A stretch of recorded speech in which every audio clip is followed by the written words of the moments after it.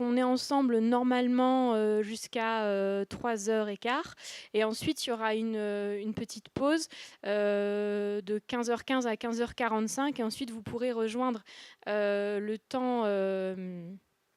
temps fédéral dans le club de 15h45 à 17h. Puis ensuite, ce sera donc le pot. Donc l'idée de cette table ronde, donc développer une stratégie de mécénat en accord avec les valeurs de sa structure, en fait, elle est venue de vous remonter. On a souvent des adhérents qui nous demandent d'avoir un peu des clés, des ressources sur le mécénat, parce que c'est quelque chose, soit vous ne maîtrisez pas et vous avez besoin d'y aller, on vous le demande, soit vous maîtrisez déjà, mais le mécénat marque un pas, même pour ceux qui en font et qui ont déjà bien l'habitude. Ou alors vous vous posez aussi des questions sur en fait comment commencer ou développer sa stratégie de mécénat en accord avec les valeurs de sa structure. Parce qu'évidemment, à Grabuge, on a un certain nombre de valeurs qu'on essaye de mettre en place, que vous partagez.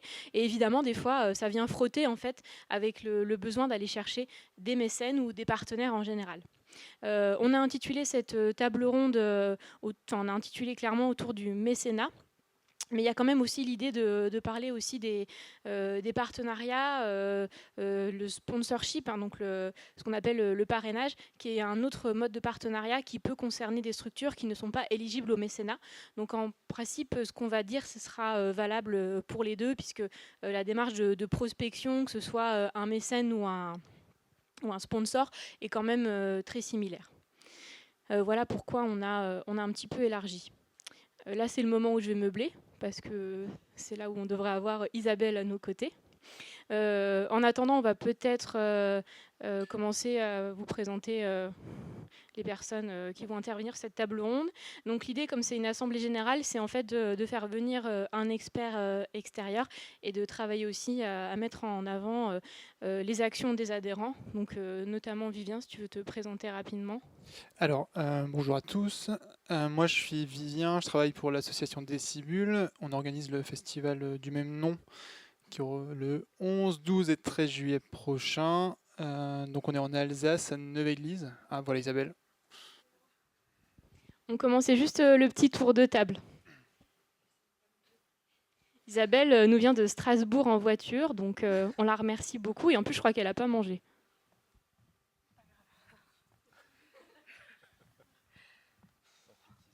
Bon, c'est très joli, hein. Je ne sais pas par où je suis passée, mais c'était beau. On l'étape. Donc du coup, on a juste introduit un peu l'objet de cette table ronde. Et là, on commençait par le petit tour de table avec Vivien. Et alors, Festival Décibule. Donc, oui, on a un festival de musique actuelle en Alsace. On accueille 10 000 personnes par jour. Et voilà pour la présentation un peu générale, je pense. Oui, on reviendra après sur plus la stratégie de médecin dans les détails. Gilles, du coup. Bonjour, moi c'est donc Gilles Gauthier, je fais partie de la coopérative Jazzus Production à Reims. On est une structure qui n'est pas éligible au mécénat, mais qui développe une stratégie de recherche de partenariats autres. On a pas mal d'actions, on reviendra peut-être dessus tout à l'heure, mais voilà, on fait une programmation de saison, des festivals et beaucoup d'activités annexes pour compenser cette lacune de subvention. Et comme on est dans le domaine du secteur marchand, voilà, on peut aller sur des prestations complémentaires. Voilà. Isabelle. Donc, merci.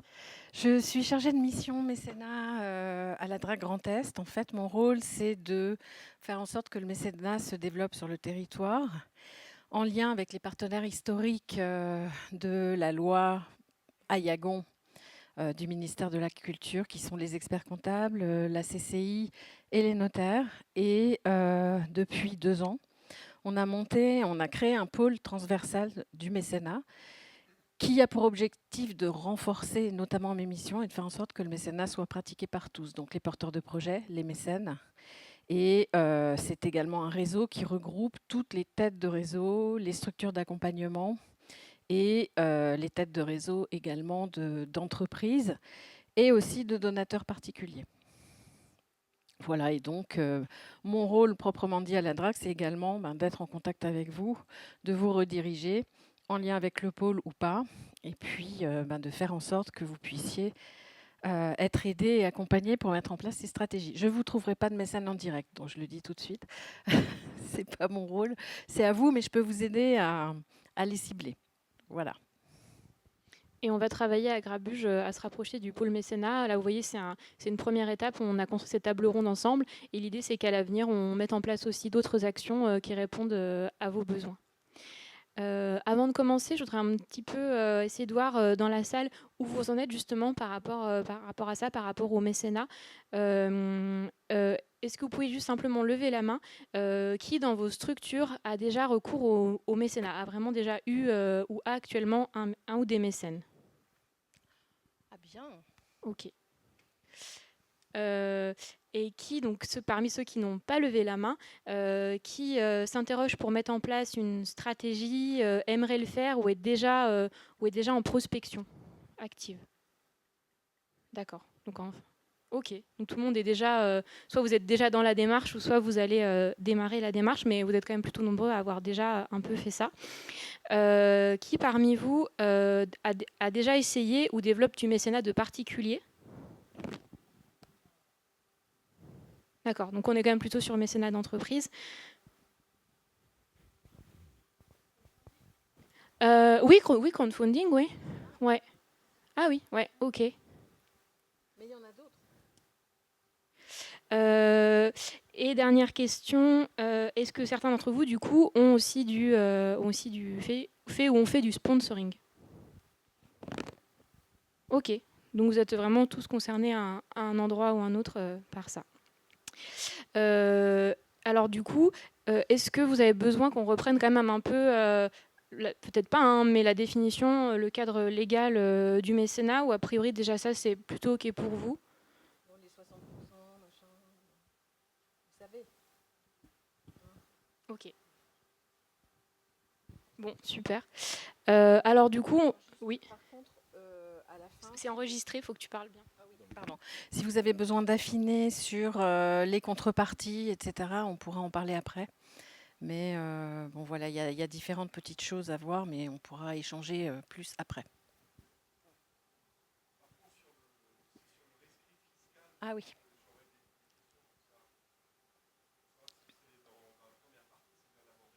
Je peux l'aborder tout de suite. On va reposer le cadre, oui. Ouais. Oui, donc le mécénat, c'est un don pouvant donner lieu à une réduction fiscale par une entreprise ou un particulier à une structure d'intérêt général. Les structures d'intérêt général doivent être non fiscalisées, elles ne doivent pas avoir d'intérêt avec des entreprises, enfin il ne doit pas y avoir de lien d'intérêt. Enfin bon, il y a différents items que vous connaissez. Et l'avantage dans la culture et les structures de spectacle vivant, c'est que même si vous êtes fiscalisé, vous pouvez bénéficier du mécénat, en tout cas pointé sur vos actions d'intérêt général. Donc ça, c'est quand même un plus. Et vous pouvez demander le rescrit fiscal pour être sûr de pouvoir le faire. Donc si vous êtes une SAS, vous n'y aurez pas droit. À ce moment-là, vous pouvez monter un fonds de dotation adossé à votre structure pour pointer les dons et regrouper tous les mécénats sur cette structure-là.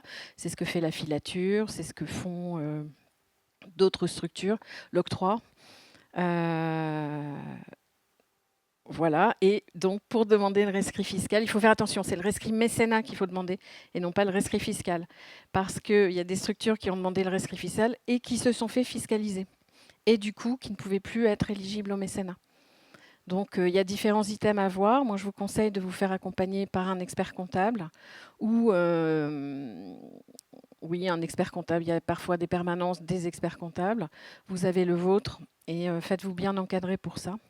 Et puis moi, je suis là aussi, et il y a le pôle mécénat aussi qui est un centre de ressources et qui peut répondre aux questions.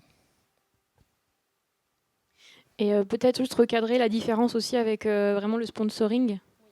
Alors le sponsoring, c'est une charge. Disons, le mécénat, c'est déduit sur l'impôt sur les sociétés ou l'impôt sur le revenu d'un particulier. Le sponsoring, ça n'a rien à voir, c'est une charge, c'est de la publicité en fait. Vous avez plusieurs niveaux d'engagement pour une entreprise. Vous avez la publicité et le sponsoring qui sont considérés comme des charges et qui sont déduits donc sur les résultats de l'entreprise. Vous avez, on en reparlera, mais la responsabilité sociale des entreprises qui donne des directions, qui doit remplir les objectifs de développement durable. Ça, c'est de la responsabilité de l'entreprise. Et vous avez le mécénat qui correspond à l'engagement. Et l'engagement donc, donne lieu à une réduction fiscale. Ça vous permet de valoriser et de mettre en lien vos actions d'intérêt général, en lien éventuellement avec les objectifs de développement durable, notamment les valeurs de l'entreprise et proposer différentes choses. Et donc le sponsoring, c'est de la pub en fait. C'est de la location, c'est un espace publicitaire dans un programme, c'est un stand dans un festival. C'est grosse publicité. Le mécénat, ça peut donner lieu à des contreparties de communication, mais qui sont très faibles en fait, qui correspondent vraiment à 5% en fait, des 25% qu'on considère être le plafond des contreparties. Pour 1 000 €, vous avez 250 € de contrepartie et 12 € de communication. Donc on met les logos, mais pas beaucoup.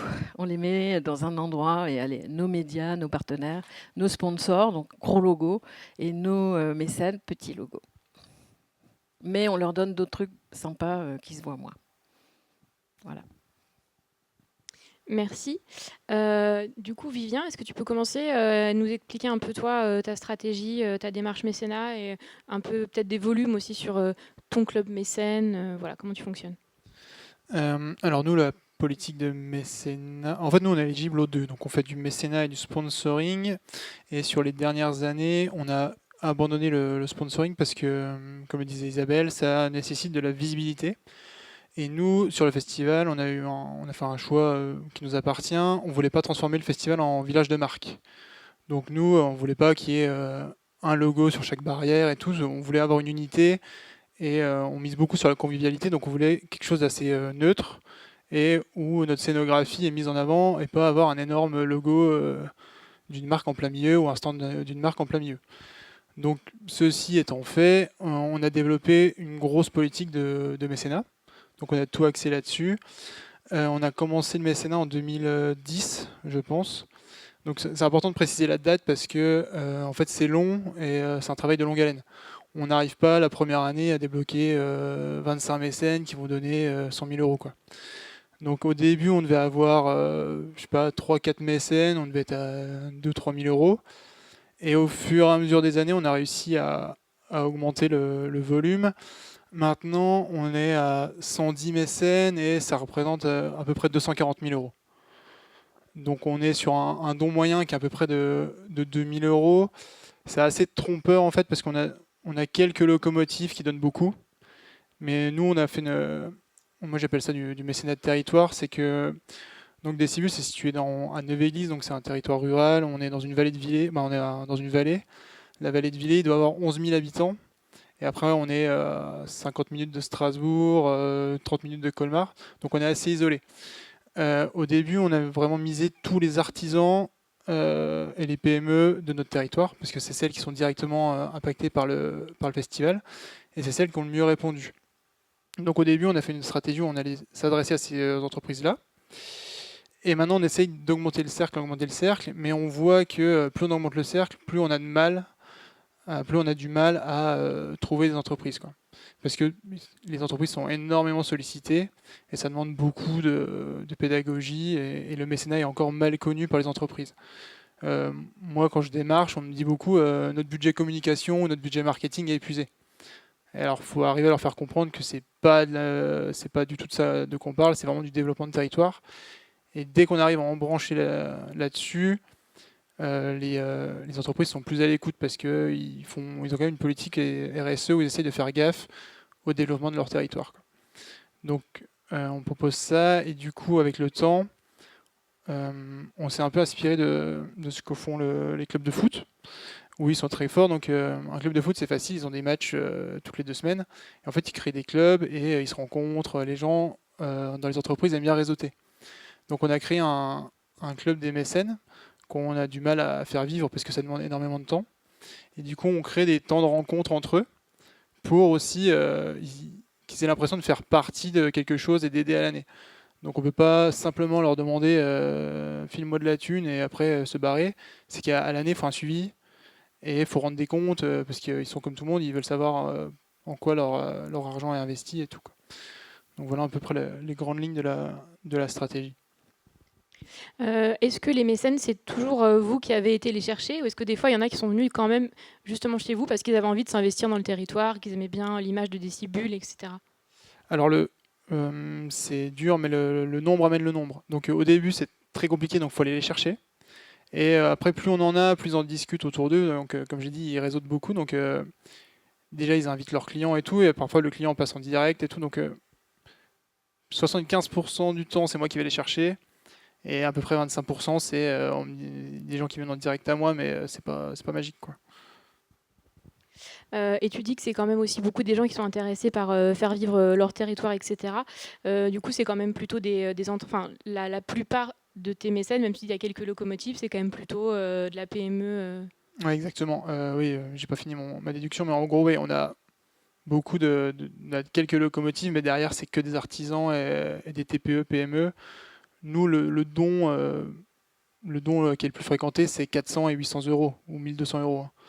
Donc, nous, on a fait la stratégie de commencer bas pour réussir à impliquer tous les artisans, tout l'écosystème local, quoi. On a une volonté que tout le monde puisse, s'il le veut, donner de l'argent à Décibule pour nous soutenir. Et après, je sais qu'il y en a, ils misent plus haut parce qu'ils veulent un peu écréter et tout pour avoir moins de conventions à faire et gagner un peu de temps, mais nous, c'est pas du tout la stratégie qu'on a. On mise sur le nombre pour arriver à avoir une somme importante à la fin, quoi. Et est-ce que vous avez mis du coup une somme minimum de porte d'entrée, ou si un jour un artisan vous dit je mets 400, il est le bienvenu? Alors, on est obligé d'avoir un seuil minimum parce que on en revient au rapport des contreparties. À moins que ce soit quelqu'un qui veut juste nous donner 50 euros comme ça sans contrepartie, on les prend, hein, on crache pas dessus. Mais en fait, nous, je prends le don de 400 euros, ça donne accès à 2 billets un jour pour le festival. Donc en gros, on a le billet qui est à 42 euros, vous faites 42 x 2, ça fait 84.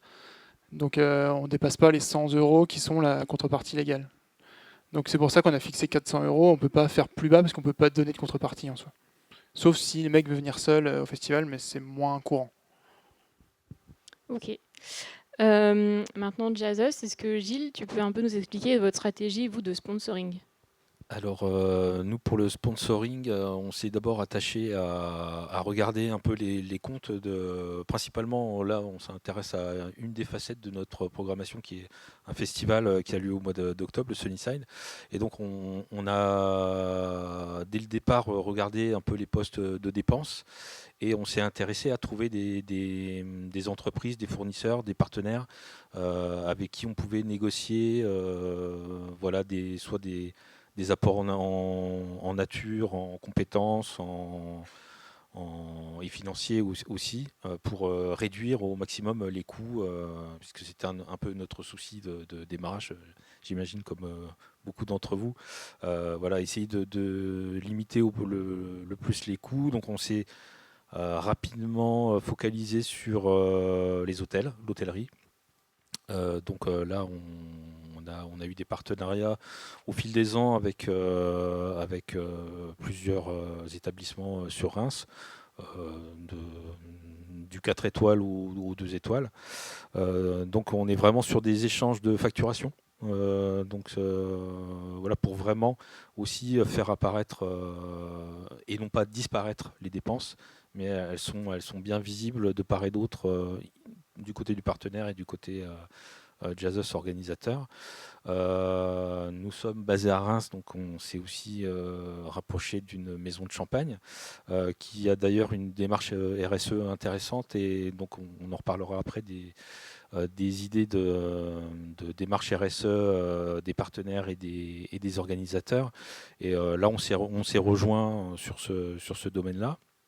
Donc il y a vraiment une recherche du bio, de la diminution des émissions carbone, parce que c'est aussi une des facettes de notre activité. Voilà, on est une antenne du réseau Émerge qui n'a rien à voir avec le festival dont on parlait ce matin, mais c'est un réseau qui travaille sur l'éco-responsabilité événementielle des festivals, des foires, etc. sur le Grand Est. Donc on est antenne Champagne-Ardenne. Et voilà, on s'est aussi rapproché je prends un petit peu les exemples au fur et à mesure, hein, une des banques les plus accessibles pour nous en termes de partenariat, qui était le Crédit Agricole, même si on n'y est pas. Étant coopérative, dès notre création, c'est évidemment rapproché du crédit coopératif, mais la démarche d'accompagnement du crédit coopératif n'est pas tout à fait la même que celle du crédit agricole, qui a tendance à accompagner plus facilement les événements musicaux dans notre bassin, en tout cas régional. Voilà, après on a quelques partenariats avec vraiment des entreprises très très très très locales sur la fabrication d'éléments de communication, voilà, des imprimeurs, des choses comme ça. Donc vous, la stratégie, c'est surtout de transformer en fait des partenariats en sponsoring, en fait, d'aller chercher des partenaires avec qui tu Ouais, c'est travailles ça. déjà. La base, c'était vraiment de transformer ces besoins de compétences, de matériaux, de services en partenariat pour voilà, optimiser. Et maintenant, depuis quelques années, on a vraiment entamé une réflexion RSE. Et donc, on essaye de faire un peu évoluer ces recherches de partenaires pour que ça coche les cases de notre démarche. Et je précise, comme tu dis, Émerge, qui n'a rien à voir avec le festival Émerge, qui veut dire éco-manifestation Grand Est, et qui du coup est un peu une particularité. Et tu peux peut-être rappeler aussi rapidement, comme tu dis, vous êtes une coopérative, c'est pas une structure trop habituelle, comment vous êtes structurée? Oui, en fait, l'histoire est née, on s'est transformé en 2014, on a démarré sous forme associative en 2012. Mais dès le départ, dans l'idée de basculer sur le statut coopératif, parce que c'était vraiment un modèle qui nous convenait vraiment, être à la fois salarié et à la fois associé d'une structure dans laquelle voilà, les salariés étaient aux commandes, donc en toute responsabilité. On se plante, c'est pour nous, et on continue à avancer. Voilà, on fait grossir l'équipe. Donc on a démarré avec deux salariés au départ. Maintenant, on est monté jusqu'à 6. Là, on s'est stabilisé à 4,5. Donc c'est un modèle de SARL en fait, hein. On est dans le secteur marchand. On est quand même éligible à plein de dispositifs. Donc évidemment les subventions d'activité, le crowdfunding, on a aussi déjà eu recours, mais évidemment on n'est pas éligible au mécénat, et on n'est pas non plus éligible aux emplois. Pardon. Oui, vraiment les volontaires, le volontariat. Ouais, c'est ça, le service civique. Pardon.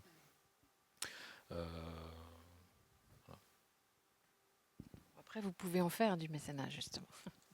Nous pouvons en faire, tout à fait. Ouais. On ne peut pas et en faire et en bénéficier. Exactement. Dommage, mais... Et là, encore une question très pratique. Je vais commencer par Vivien. Est-ce que tu peux nous dire, toi, sur ta stratégie, comment est-ce que tu vas chercher les mécènes? Est-ce que tu as un support papier? Comment tu communiques avec eux? C'est quoi ta démarche quand tu vas aujourd'hui prospecter? Alors, tous les moyens sont bons, sauf ça sert à rien d'harceler en fait. En fait, si on harcèle, on est plus relou qu'autre chose. Donc, cette stratégie ne marche pas. Moi, je fais les mails. Donc, j'ai un dossier. Donc, je prépare un dossier. Il faut qu'il soit assez propre. Parce qu'en gros, faut partir de l'état que les entreprises sont extrêmement sollicitées. Donc, ils reçoivent tous des mails. C'est comme nous, on reçoit des mails. Quand c'est un truc propre avec un dossier qui a l'air sérieux et tout, déjà ça apporte du sérieux à la structure. Donc nous on a un dossier, on explique tout le projet, toute la démarche développement durable, tout projet artistique, tout ce qu'on met en place à l'année. Il fait 16 pages, hein, le dossier de mécénat. Et après, on explique nos formules et à quoi sert le mécénat. On fait un petit topo sur le mécénat. Donc on démarche beaucoup par mail. Après, il y a par téléphone quand on sent qu'on a des touches. Et après, c'est beaucoup du relationnel. Donc faut être à l'écoute. Ça prend beaucoup de temps. Faut rencontrer les mécènes parce que eux, toujours te disent: ah, je connais quelqu'un qui connaît quelqu'un. Et c'est là où il faut être réactif, avoir une bonne mémoire pour retenir le nom de la personne. Et c'est beaucoup des marchés comme ça. Il y en a beaucoup qui sont en relationnel. Et après, il n'y a rien de mieux que les prescripteurs aussi. On peut envoyer tous les dossiers qu'on veut. Le mieux, c'est quand vous êtes quelqu'un vous a dit ou quelqu'un vous emmène un mécène tout cuit, quoi. Et ça, les prescripteurs, ça peut être un prescripteur économique, c'est-à-dire qu'il est déjà mécène. Et les plus gros prescripteurs, c'est les prescripteurs politiques, où eux ont un carnet d'adresses assez important en termes économiques. Et bizarrement, les entreprises ont du mal à dire non à des demandes de politique. Je confirme. C'est un constat. Stratégique. Mais en gros, moi, pendant longtemps, j'envoyais des dossiers de mécénat à la bonne personne, à la bonne entreprise et tout. Et je savais qu'ils en faisaient. J'ai jamais eu de réponse. Le jour où notre président de Comcom a dit ce serait bien que vous donniez à Decibul, j'ai même pas eu besoin d'envoyer de dossier. Donc c'est malheureux à dire, mais ça marche beaucoup comme ça, quoi. C'est beaucoup les prescripteurs. Sinon, après, parfois, il y a des coups de chance où les gens envoient des mails et ils veulent acheter des billets, et puis on leur dit bah non, vous pouvez être mécène, et ça marche comme ça. Mais il n'y a pas une méthode parfaite, quoi. Mais en tout cas, c'est long. Et ce qui marche bien aussi, c'est quand vous mettez tous les mécènes que vous avez. Il y a un côté, je sais pas comment le dire avec des mots bien, mais en fait, ils regardent ce que font les autres. Donc il y a un petit concours entre eux. Ils se disent ah, lui il est mécène, donc je vais donner.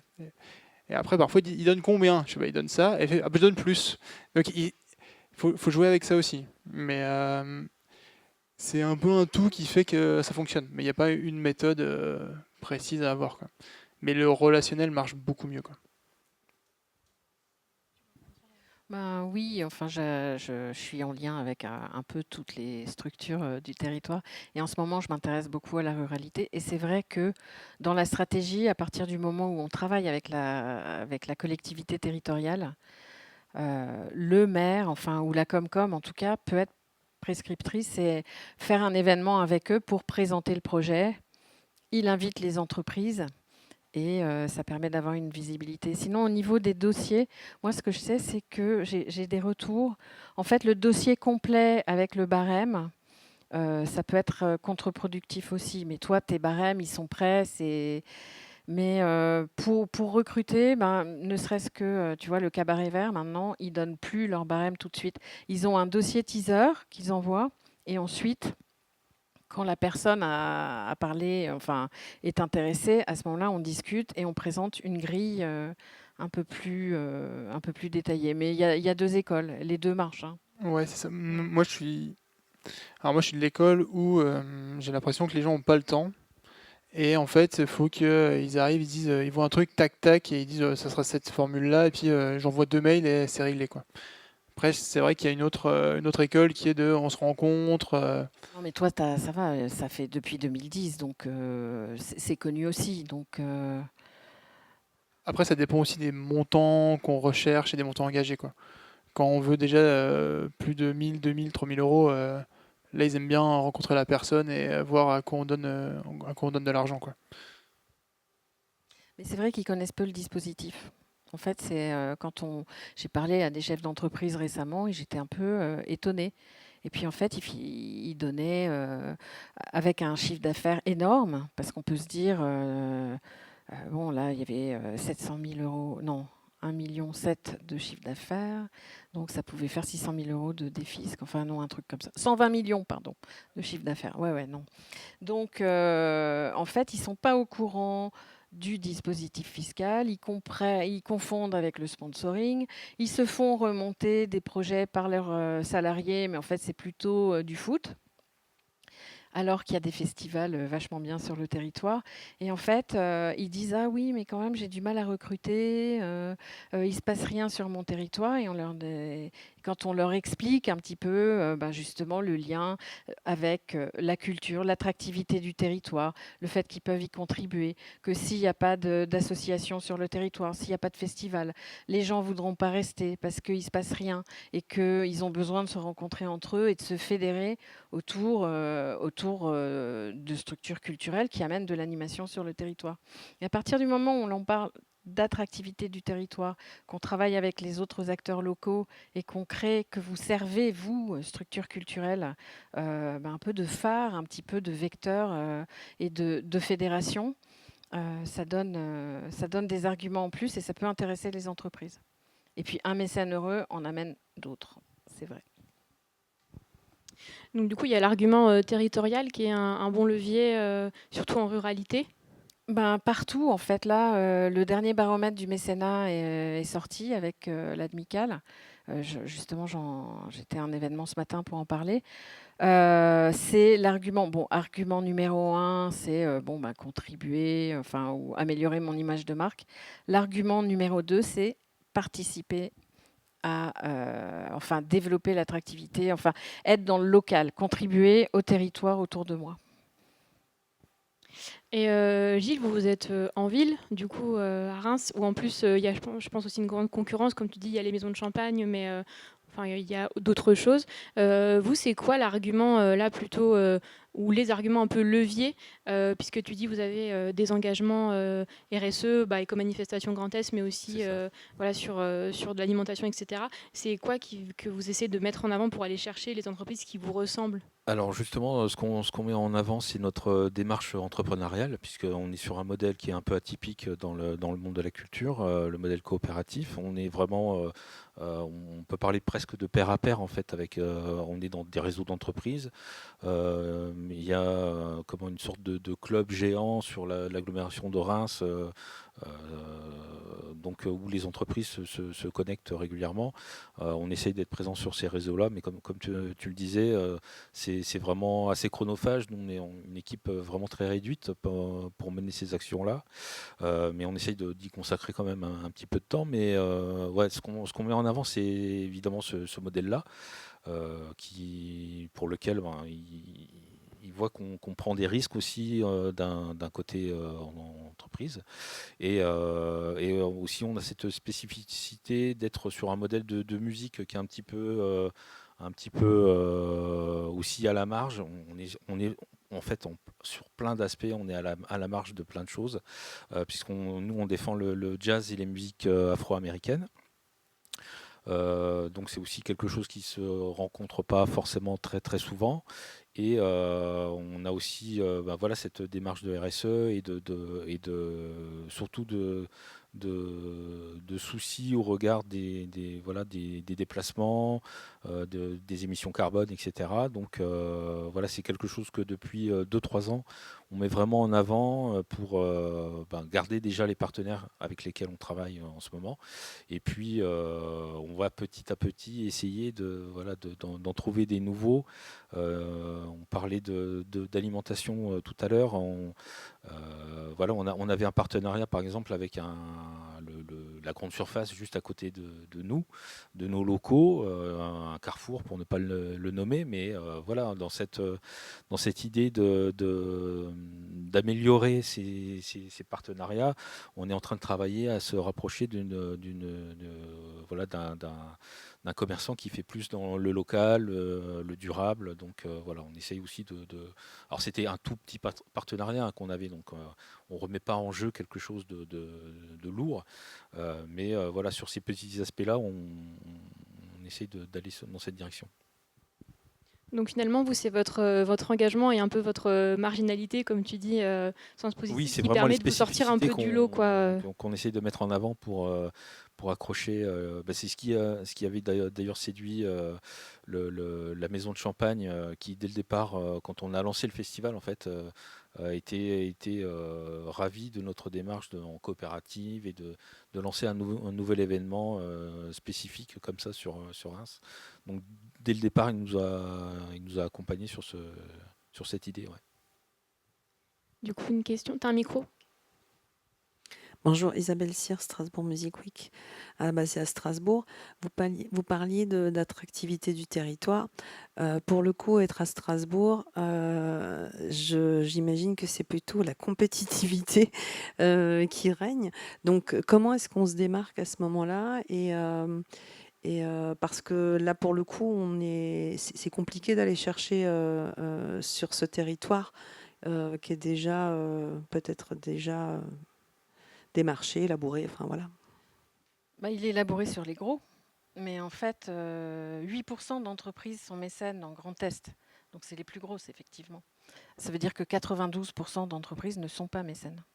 Donc oui, il y a de la concurrence, mais il y a des entreprises, des artisans, des petites entreprises qui peuvent être particulièrement intéressées par Strasbourg Music Week.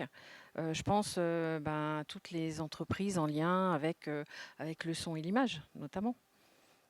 Il y a des partenariats à mettre en place avec eux. Puis bon, le mécénat est une partie de la diversification des ressources, mais il y a effectivement le partenariat, il y a le crowdfunding. Mais bon, en tout cas, oui, pour le ciblage, c'est clair que c'est ça le plus difficile et c'est ce qui prend le plus de temps. C'est pour ça que quand on veut mettre en place une démarche de développement, il faut mettre les ressources humaines en face et l'équipe projet en face, qui associe votre CA, votre présidence, éventuellement vos élus quand vous en avez, pour pouvoir travailler ensemble.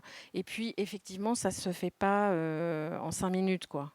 C'est pas en ce moment en plus tout le monde va mal, donc toutes les entreprises commencent à être sollicitées un peu n'importe comment. Donc il faut cibler, se donner du temps pour pouvoir le faire, de construire ne serait-ce qu'avec 2 ou 3 entreprises pour commencer. Et pourquoi pas aussi un réseau de particuliers, hein, parce que le plus grand mécène, c'est le particulier. Hein.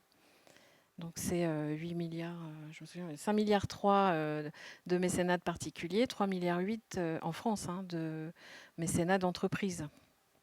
Donc tout dépend de ce que vous voulez faire et monter, mais les partenariats d'entreprise, oui, ça prend du temps, il y a de la concurrence, mais dans votre public, vous avez des salariés, vous avez des chefs d'entreprise, que vous pouvez déjà séduire par le biais de votre action.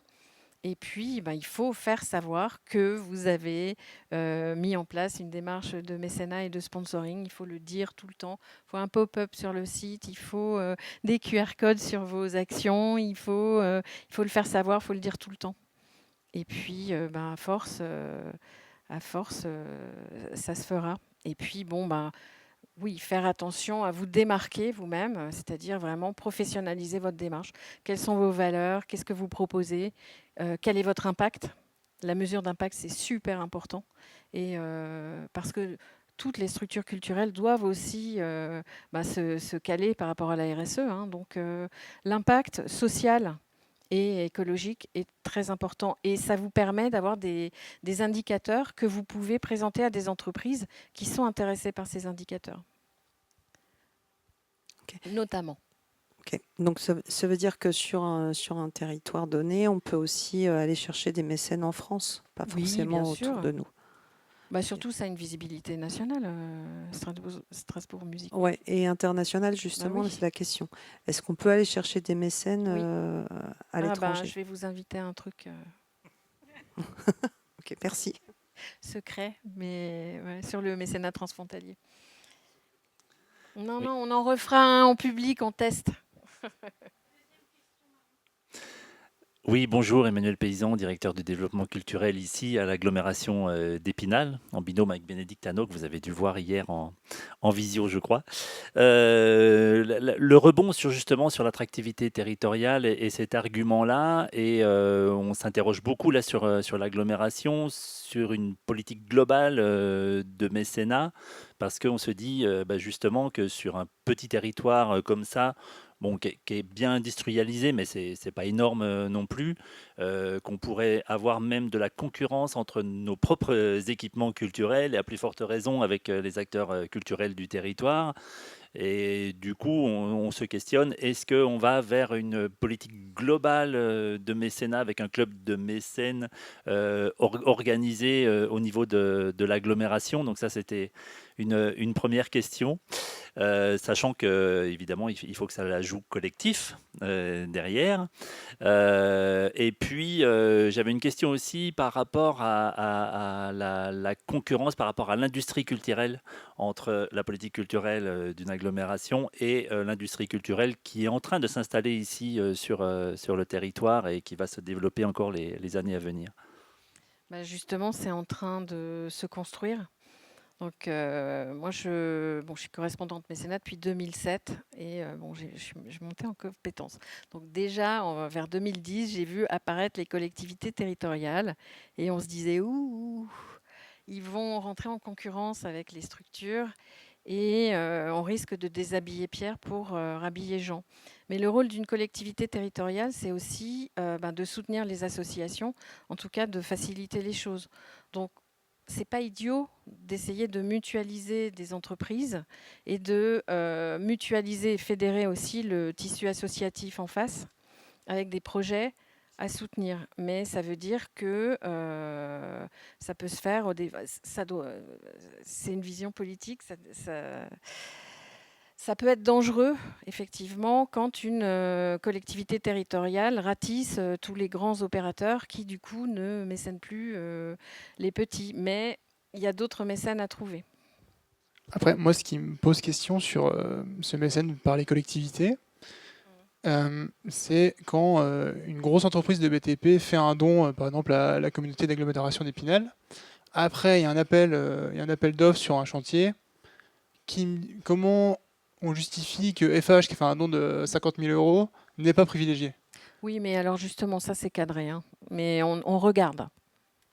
Donc, non, mais tu as raison. C'est charte éthique. Donc, Strasbourg fait ça.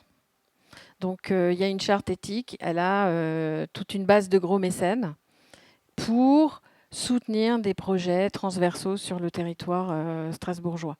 Après, ça n'empêche pas d'autres mécènes d'agir et de travailler. Mais oui, mais c'est très encadré par la loi, justement. Mais ça peut être problématique. Je suis complètement d'accord. Donc, il faut faire attention.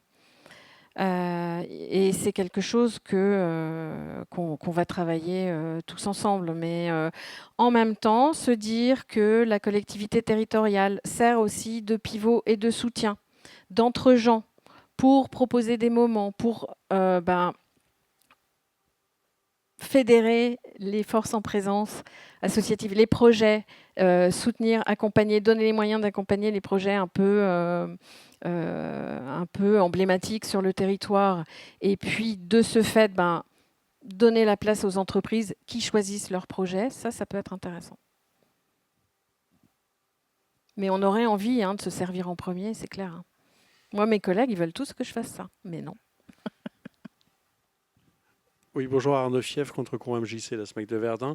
Moi, j'ai 3 questions pour éclairer un petit peu le panorama et compléter le panorama que vous nous avez présenté sur la situation du mécénat Grand Est. Pour déporter au niveau national, est-ce que vous avez des chiffres sur 3 sujets? La proportion du côté du mécénat entreprise, la proportion grand groupe et ETI versus le mécénat plus de proximité.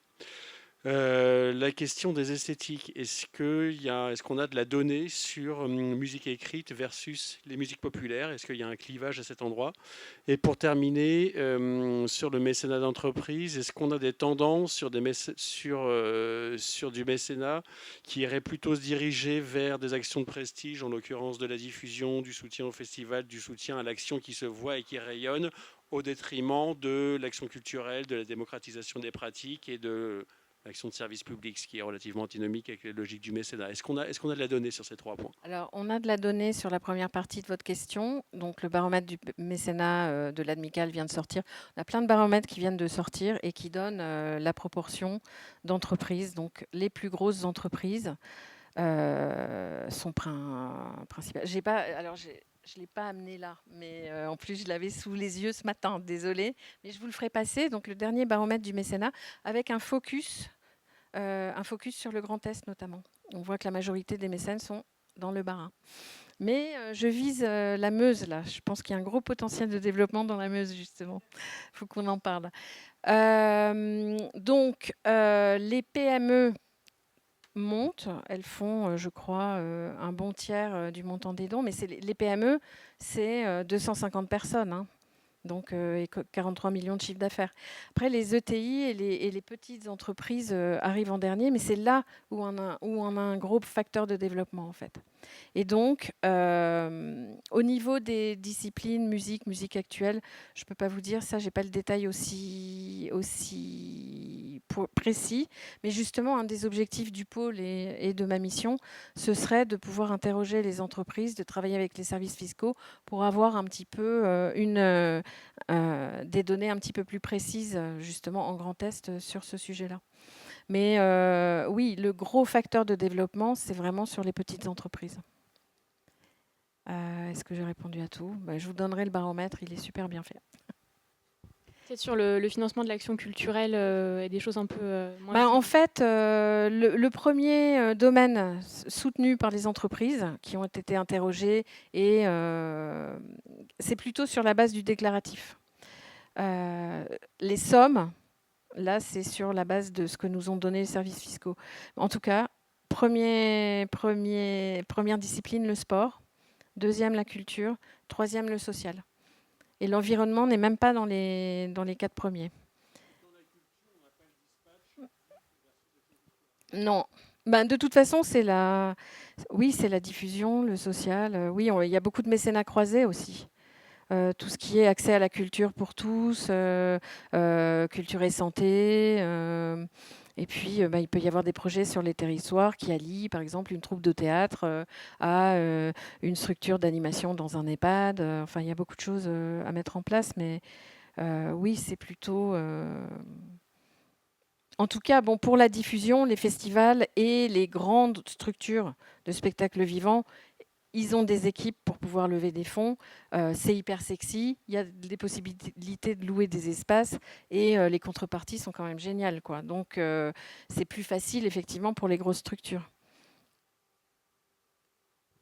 Donc, à la limite, ils aiment bien flécher sur l'action culturelle, mais il faut qu'en contrepartie, ils puissent avoir soit cette visibilité, soit offrir des places à leurs équipes, etc. quoi. Il faut qu'il y ait un moment quand même de rencontre, comme un festival, comme une structure qui fait des ateliers toute l'année.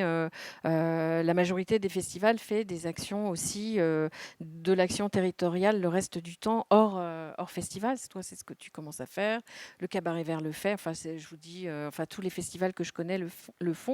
Vous, structure, les SMAC, vous le faites aussi. Donc ça attire aussi les entreprises qui ont envie aussi de pouvoir proposer, de voir qu'elles ont un impact sur le territoire, qui ont leurs gamins, qui ont besoin d'avoir des ateliers, ou qui se rendent compte que leurs salariés peuvent contribuer ou bénéficier aussi de ces actions envers des publics empêchés, ou les soutenir, enfin être intéressés par ça. Alors, je fais quelque chose que j'ai trouvé très beau, qui est sorti dans ce dernier baromètre du mécénat, c'est qu'on a vu que les structures, les salariés des entreprises qui soutenaient des associations devenaient bénévoles dans ces structures après qu'ils les aient connus et rencontrés par le biais des actions de mécénat de leur entreprise. Et comme on a aussi un souci d'engagement des bénévoles sur le terrain, c'est aussi un moyen de créer des cercles vertueux. Et je trouve que c'est plutôt sympa.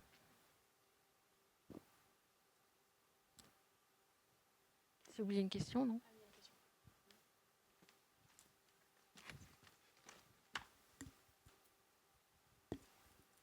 On vous fera un compte-rendu avec tout ce qui a été évoqué sur la table ronde pour que vous ayez accès aux ressources. Olivier Onomatrouf à Mulhouse, je rebondis sur ce que vous venez de dire. Et donc, vous semblez dire qu'on peut aussi, dans le cadre de mécénat, co-construire des actions et du coup avoir un lien pour pouvoir attirer, hein, si je puis dire, des mécènes. Est-ce que, par exemple, Décibule, vous avez des choses que vous construisez, ou vous êtes juste dans la proposition d'échange de places? Enfin voilà, en tout cas, ça me parle beaucoup, cette idée de co-construire. Alors oui, nous majoritairement les mécénats, on propose des places, mais aussi on a un espace partenaire parce que ils aiment bien participer à l'événement, mais ils aiment bien ce petit truc en plus où ils ont l'impression de se sentir privilégiés. Donc c'est là où chacun place un peu le curseur comme il le souhaite. Nous, notre espace partenaire, il y a juste un bar, quoi. Il y a un bar et des toilettes. Il ressemble au festival. Il est terre à terre et tout. Après, il y a des événements qui proposent carrément des loges surélevées, des choses comme ça. Nous, on n'a pas fait ce choix. Nous, on veut que même l'espace partenaire ressemble au festival. Donc ça, c'est un fait. Et après, il y a quelques actions qu'on a réussi à monter en partenariat avec des mécènes. Donc là, on s'adresse souvent des entreprises qui ont des services mécénat avec une politique ciblée et des axes ciblés. Et là, on peut y arriver, mais souvent c'est des mécénats au projet. Nous, on l'avait fait par exemple, c'était pour financer une action sur le handicap. Ça marche beaucoup. Ben, ça marche beaucoup. Il y a des. Pardon? C'est un objectif de développement durable. Ouais, c'est ça. Donc, en fait, il y a beaucoup de choses sur le développement durable où on peut trouver des choses au projet. Après, dès qu'on s'engage là-dedans, c'est très chronophage, hein. C'est des dossiers assez lourds. C'est comme un dossier de subvention, hein. C'est voire plus, parce qu'il demande encore plus d'éléments. Donc, c'est en fonction du temps. Nous, je sais qu'on pourrait développer beaucoup plus d'actions comme ça, se faire financer des actions. Mais à un moment, il faut être en relation avec le temps qu'on a à y accorder, quoi. Et clairement, on a fait ce choix de tout miser sur ce côté un peu diffusion et gain de place contre l'espace partenaire, plutôt que de miser sur du financement d'actions, quoi. Mais ouais, c'est possible et ça marche plutôt bien. Je sais que les Eurokéennes font beaucoup ça. Je crois que tout ce qui est handicap, c'est financé par des actions avec des mécènes en co-construction avec eux, quoi, sur comment ils accueillent les gens, quoi. Mais il faut une équipe derrière. Oui, et puis en fait, tu parles d'appel à projet de fondation. En fait, le souci du mécénat notamment, c'est que ça finance pas le fonctionnement comme tout le reste, quoi. Donc, il y a quelques fondations qui peuvent aider au fonctionnement d'une structure, mais c'est assez rare. Mais ça peut aider, notamment en émergence. Mais c'est vrai qu'il faut se mettre en place. Mais pour ce qui est des partenariats, en fait, par exemple, un festival peut faire un partenariat avec une association qui lutte contre les violences sexuelles et proposer une action pendant le festival. Donc là, vous ne pouvez pas le faire tout seul, donc vous pouvez co-construire avec une autre asso, par exemple. Et une chose qu'on n'a pas du tout parlé encore, c'est en fait, on parle beaucoup de financiers, mais il y a aussi le mécénat en compétences et le mécénat en nature qui sont également ultra intéressants parce qu'il n'y a pas, du coup, il n'y a pas de flux financier, mais ça apporte quand même une compétence à la salle ou au festival, quoi. Nous, on a recours à ça, par exemple, sur de la location de matériel, on passe ça en mécénat en nature, du stockage à l'année, donc c'est des actions, pas vraiment d'actions culturelles, mais il y a aussi ce mécénat en nature ou en compétences qui peut être envisagé et qui est parfois plus simple pour des mécènes pour commencer, quoi. Le festival de Troyes, je ne sais pas s'ils sont là, les Nuits de Champagne, ils ont un mécénat en nature, en fait. C'est un prestataire qui leur calcule leur impact écologique, enfin leur fait le calcul de CO2. C'est une prestation à 5 000 €. Il n'a pas la trésorerie pour le faire, mais du coup, il fait partie du club partenaire. Et ça permet de diminuer les coûts et vous, de monter en compétences. Ça peut être intéressant. Et le mécénat en compétences, c'est vraiment la mise à disposition d'un salarié ou de plusieurs salariés ou de plusieurs jours, en temps, maximum 3 ans sur un plein temps. Et quand vous manquez de compétences, notamment en administratif ou une autre prestation. Et ça peut être assez intéressant. Et les grosses, alors c'est plutôt les banques, les grosses mutuelles qui proposent ce genre de choses. Et il y a des plateformes qui font des appels enfin qui font des appels à manifestation d'intérêt en mécénat de compétences. Et un des objectifs du pôle, en lien avec la Chambre régionale d'économie sociale et solidaire, c'est d'optimiser encore leur plateforme Essor avec une partie sur le mécénat de compétences. Voilà. Oui, à nouveau Arnaud. Je suis désolé, bon, je vais être un peu pénible politiquement. Je fais le gauchiste de service. Moi là, par contre, j'ai une vraie. Non, mais comme ça, voilà, mon propos est situé politiquement. Moi, j'ai une vraie gêne politique avec la question de la construction d'actions d'intérêt général financées strictement ou très majoritairement par de l'argent privé au travers des dispositifs de mécénat. On a, vous l'avez rappelé, Madame Boucher-Dagnon, on a une politique publique qui vient, on est à 60%, donc c'est du crédit d'impôt sur les sociétés, c'est de l'argent public. En comptabilité publique, on parle bien d'une dépense publique. Voilà. Donc j'ai l'impression que sur ces sujets de co-construction d'actions d'intérêt général au travers les mécénats, on assiste à des dynamiques de privatisation de l'action publique. Je le dis vraiment. Ou au travers une politique RSE d'entreprise qui, du coup, s'approprie une fonction parfaitement régalienne de concevoir une politique culturelle. Enfin, il y a un mélange des genres, moi, qui, dans un contexte d'affaiblissement de l'action publique, auquel on est tous confrontés, m'interroge vraiment. On a construit au XXe siècle des architectures de services publics qui font qu'on en est là où on en est actuellement. On a des droits culturels, on a un service public de la culture qui est effectif. J'aimerais bien qu'on ne retourne pas à la philanthropie du XIXe siècle et qu'on fasse la part des choses entre du mécénat complètement désintéressé au fonctionnement, soit, je n'ai pas de problème avec ça, mais par contre, la privatisation de l'action publique au travers des politiques RSE, moi, politiquement, je suis extrêmement gêné par l'idée.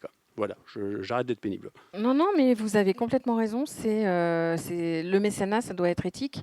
Et quelque chose que j'ai pas dit tout à l'heure, c'est si on arrive à avoir 20% du budget, on est content. Donc faire contribuer les entreprises à 20% de nos opérations quand on peut vraiment plus les financer nous-mêmes, pourquoi pas? La co-construction, elle se fait plutôt avec... Moi, je parlais de co-construction avec le territoire et avec les acteurs locaux. Je parle pas, on va pas. Sinon, c'est une commande. Sinon, l'entreprise, elle achète une prestation. On est bien d'accord. C'est l'entreprise contribue à l'intérêt général de son territoire, mais elle ne commande pas une action où, si elle veut vraiment financer cette action, elle monte une fondation si elle veut et elle paye des gens pour le faire. Mais on est d'accord.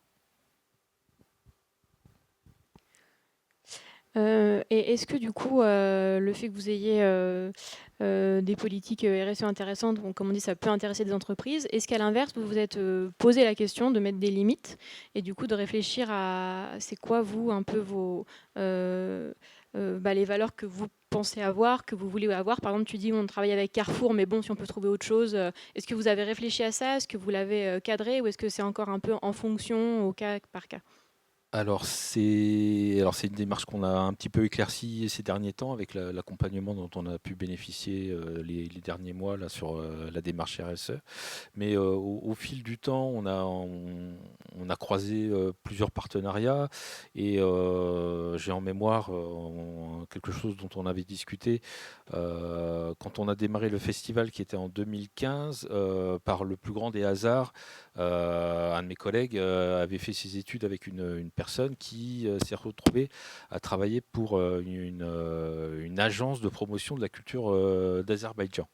Donc de fil en aiguille, on a sur les deux premières éditions, donc 2015-2016, on a accueilli en partenariat avec cette agence des artistes, des solistes de piano, d'ailleurs qui font des tournées mondiales maintenant. Donc c'était une opportunité vraiment très intéressante pour nous, une découverte de nouveaux talents et à des conditions absolument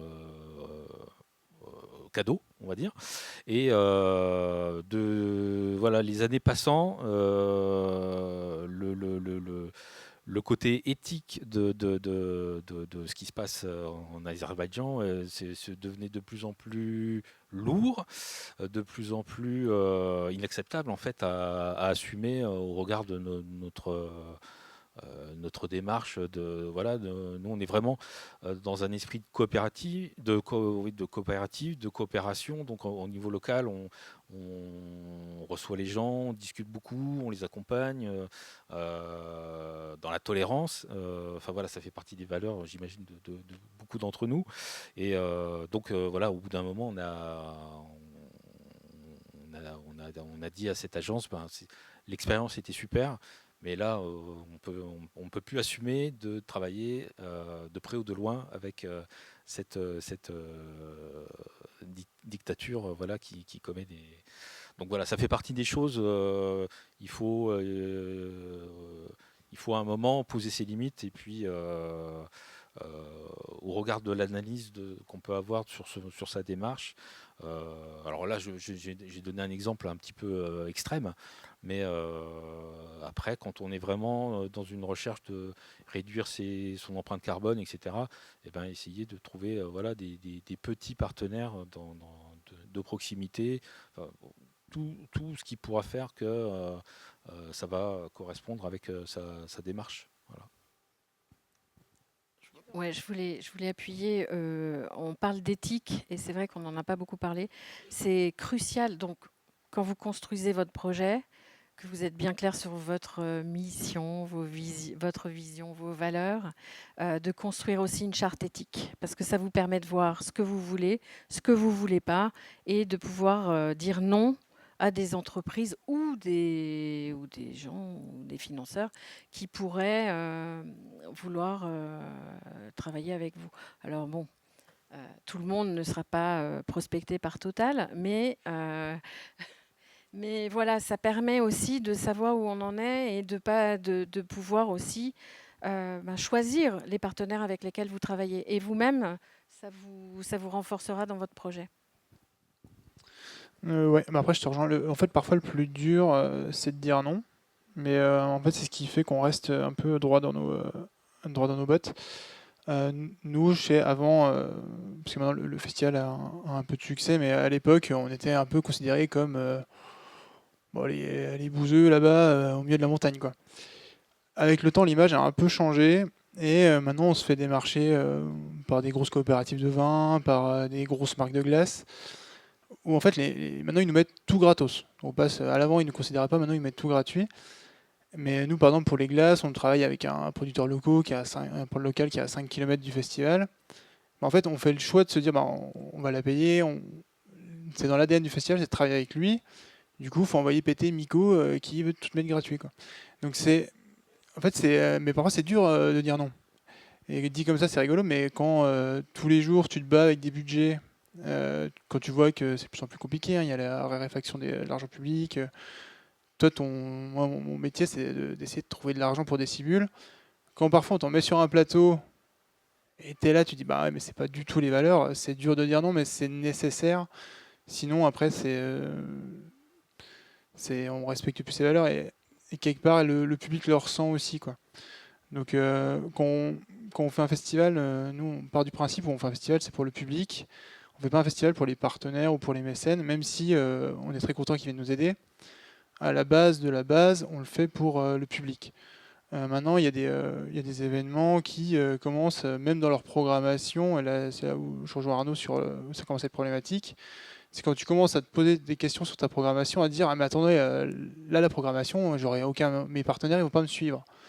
Je trouve que là on commence à traverser un fil rouge. En fait, les mécènes doivent soutenir le projet, mais en aucun cas intervenir dans la programmation artistique ou des choses comme ça, quoi.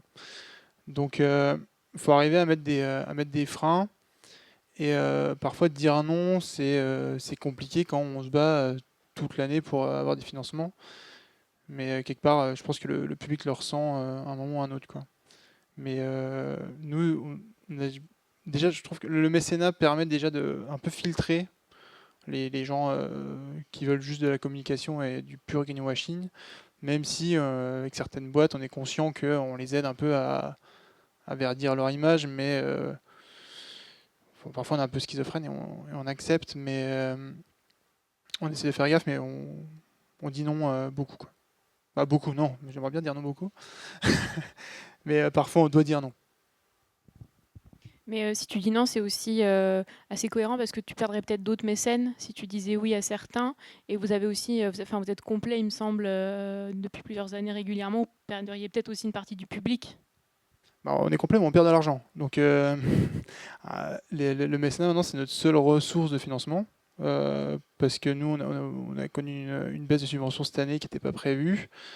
Là, à savoir que le mécénat, ça fait une heure qu'on en parle, mais c'est c'est l'année la plus compliquée que j'ai eue parce qu'en gros, on est dans une crise économique actuellement qu'on a peut-être du mal à percevoir, mais là, l'économie, ça marche avec la confiance, et là, les entreprises n'ont plus confiance. Donc, moi, j'ai perdu 15-20 mécènes cette année, parce qu'en gros, pour eux, leur futur est incertain, donc ils coupent un peu les robinets, ils soutiennent vachement moins. Donc, on est aussi dans une logique où on veut trouver de l'argent. Et oui, et nous, les partenaires, ce qu'ils nous disent, c'est en fait, ils sont contents d'avoir un espace partenaire qui ressemble à Décibule parce qu'ils viennent aussi pour l'esprit Décibule. Donc, c'est ça aussi qu'on arrive à apporter. Après, je suis pas persuadé que si Tota nous donne 50 000 euros, qu'on l'accepte, on perde beaucoup de mécènes. Je suis pas persuadé. Ça, c'est plus intrinsèque avec vous. Et par contre, si on commence à avoir un logo Total sur notre page de mécènes, je pense qu'on perd une partie du public par contre.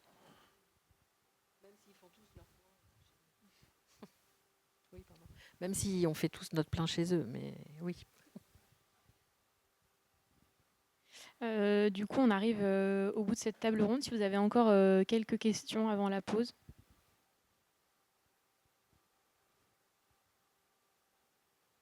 Vous avez tous mon mail? Moi, je veux bien intervenir, Marion, s'il te plaît, pardon. C'est pas véritablement une question, mais c'est juste peut-être un partage d'expérience. On a ouvert cette table ronde sur la notion d'intérêt général. Et moi, je suis sur une autre casquette éditrice musicale et je dirige une société commerciale, une SAS, et je fais du mécénat purement désintéressé, sans contrepartie obligatoire. On n'est pas du tout sur les volumes financiers dont vous avez parlé, clairement pas, puisqu'on va financer, on va flécher véritablement sur des projets spécifiques, sur des résidences, sur des enregistrements phonographiques, sur de la communication. Ou au global sur la structure, avec une charte éthique dont on a parlé. Alors, ça fait quelques mois seulement, mais finalement, ça fonctionne plutôt bien, le désintérêt.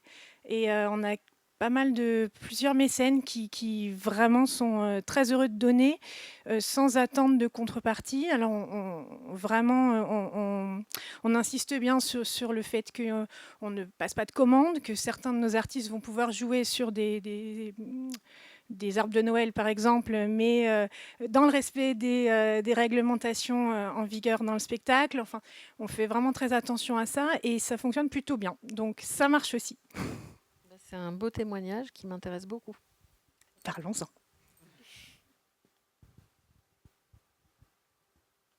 Bon, comme indiqué, on essayera au maximum de mettre l'ensemble des ressources qui ont été citées sur le site pour que vous puissiez retrouver un peu tout ce qui a été dit.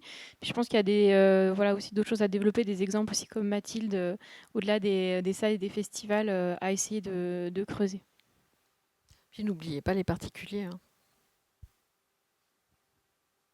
Il y en a beaucoup qui sont prêts à, payer ne serait-ce qu'une place avec un tarif de soutien sans même de contrepartie. Alors nous, on a essayé le mécénat particulier, ça n'a pas été une franche réussite. Et par contre, là, alors ce qu'il faut savoir pour le mécénat particulier, tu me coupes si je me trompe, mais je crois que la contrepartie est limitée à 60 €, quelle que soit la taille du don. 73. Ouais, 73. Bon, voilà. Donc nous, on était vite limité. Non, mais sans contrepartie, c'est comme du crowdfunding. Moi, j'ai vu sur des festivals, ils disent on a des difficultés cette année, vous pouvez rajouter le don que vous voulez. Et c'est même pas, ils le déduisent même pas. Et ça, en fait, maintenant, on va beaucoup être sollicités, nous, en tant que citoyens et donateurs. Et en fait, le crowdfunding de dons sans contrepartie, c'est la partie du crowdfunding qui marche très très bien en ce moment. Enfin, qui est vraiment plébiscitée par les particuliers.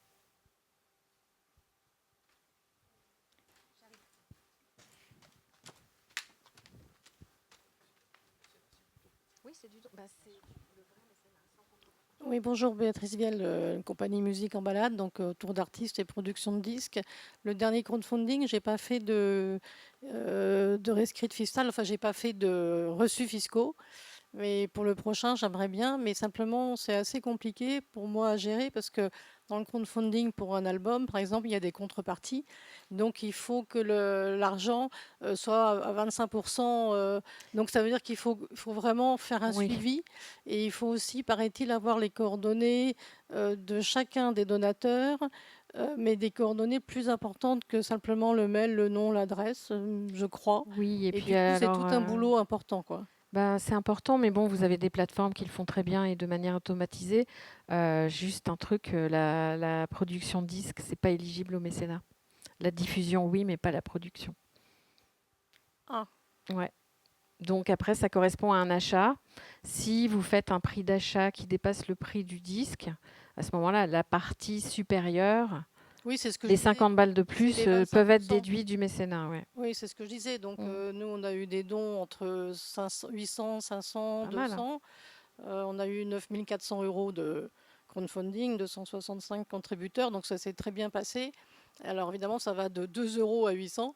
Mais justement, il faudrait qu'on puisse monétiser. Donc, le CD, c'est facile. On sait combien on le vend en concert. Après, il y avait des affiches et Ouais, des tas d'objets, quoi. mais on en rediscutera, mais c'est un peu cadré. Puis vous avez vu, ça a été financé et ils n'ont pas de déduction fiscale. Non. Mais Donc, simplement, c'est vrai que ça peut, pour un deuxième crowdfunding pour le même artiste, parce que l'artiste hésitait à recommencer, parce qu'il a quand même sollicité beaucoup ses connaissances, etc. Et moi, j'ai pensé justement au reçu fiscal, parce que ça pouvait intéresser d'autres personnes qui pouvaient déduire 65% de leurs impôts. il faut qu'on vérifie justement l'éligibilité de tout ça. Hum. On pourra regarder. Ouais. On peut prendre rendez-vous avec vous ou par téléphone? Super, merci. On va s'arrêter pour faire la pause, mais Isabelle reste encore un peu avec nous.